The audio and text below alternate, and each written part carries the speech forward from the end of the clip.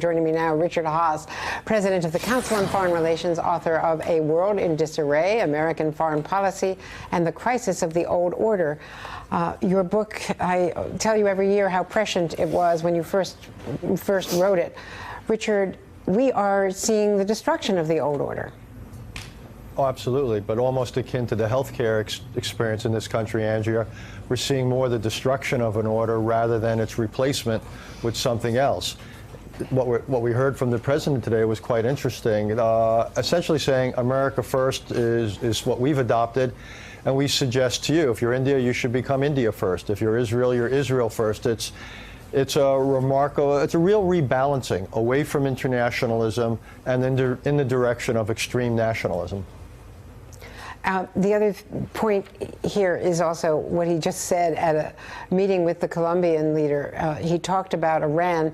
They have a policy, an idea, which they've been trying to talk to us about at the State Department, of having new negotiations with Iran on missiles, on their support for Hamas and Hezbollah, their involvement in propping up the Assad regime. So here's what he said about the possibility of future discussions with Iran. At some point, they're going to want to negotiate.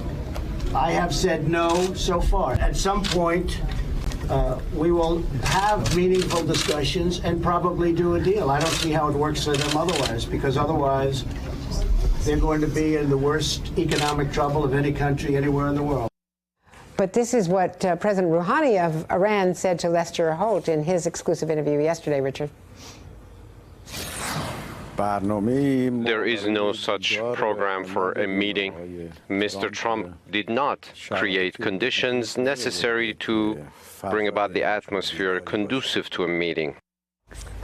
So where do we stand at this hour, on this day, in a speech which was not interrupted by applause except for that one nervous laughter when he was boasting about America's achievements under him? Well, in the large sense, we stand pretty much juxtaposed against the world. America first is a narrow approach to internationalism, and what we can expect is others to take matters into their own hands. When it comes to Iran, essentially the United States is going to introduce, as you know, in early November, a whole other wave of sanctions. And what we're hoping is that we essentially bludgeon the Iranians into accepting limits on, among other things, their missile programs that up to now they've not. I'm skeptical it will work, but we're going to see this play out over the next few months. But it was one of the countries, along with China on trade, along with Venezuela, that really came in for serious criticism today. And no criticism, of course, for Vladimir Putin, who attacked our elections and is doing more to prop up Bashar al-Assad than even Iran is on the ground. Certainly they controlling the air. I want to ask you about your conversation with Justin Trudeau today over at the Council, because he is not on the program to meet with President Trump. No, he's not, and obviously the trade talks continue to go on. He's here along with Chrystia Freeland, as foreign minister, who has been speaking to Bob Lighthizer, the U.S. trade representative. There's still, though, a couple of big sticking points.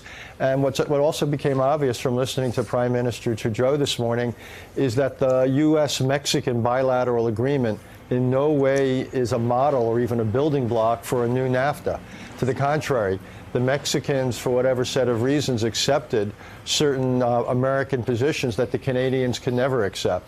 So it's not obvious to me that NAFTA, shall we say, is in any way at hand. I hope I'm wrong, but at least based upon what I heard this morning here at the Council on Foreign Relations from the Prime Minister, it is not at hand.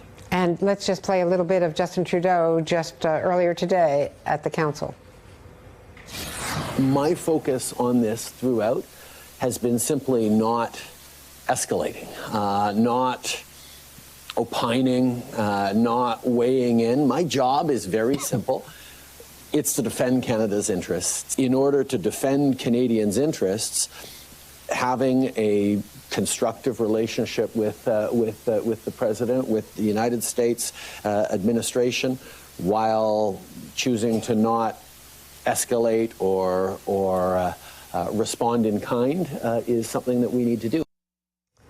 And so a busy time, the busiest time of the year here. But the U.S. more isolated, I think, with the cuts in foreign aid, with dropping out of UN relief programs for Palestinians, no talks with the Palestinians, no Middle East process to speak of, no peace plan yet. This is quite a moment for this administration. You're right. It's quite a moment. It's a radical turn. And what makes it all so odd is you would have thought, just by listening to the president today, that the last 70 years had been awful for the United States and we needed a wholesale change. It was really a tone of we've been aggrieved, we've been ripped off, and we're not going to take it anymore, like that character Howard Beale in the movie Network. But when you look at the last 70 years, the last I checked, Andrea, we've done quite well in terms of prosperity, democracy, and security. And that's the part of all this that doesn't quite add up. Richard Haass, as always, it's a pleasure. Thank you very much for joining us from the Council on Foreign Relations. Hey there, I'm Chris Hayes from MSNBC. Thanks for watching MSNBC on YouTube. If you want to keep up to date with the videos we're putting out, you can click subscribe just below me or click over on this list to see lots of other great videos.